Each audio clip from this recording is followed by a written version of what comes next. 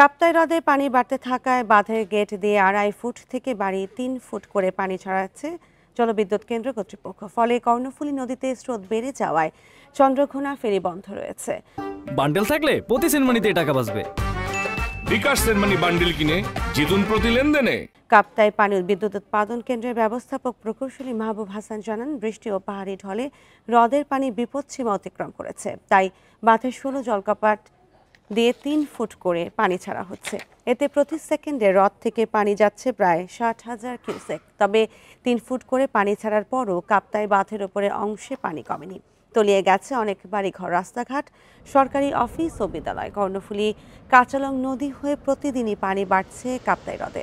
পানি বাড়ায় বিদ্যুৎ কেন্দ্রের ৫টি ইউনিট পুরোপুরি সচল হয়েছে, ফলে সর্বোচ্চ বিদ্যুৎ উৎপাদন হচ্ছে কেন্দ্রটিতে।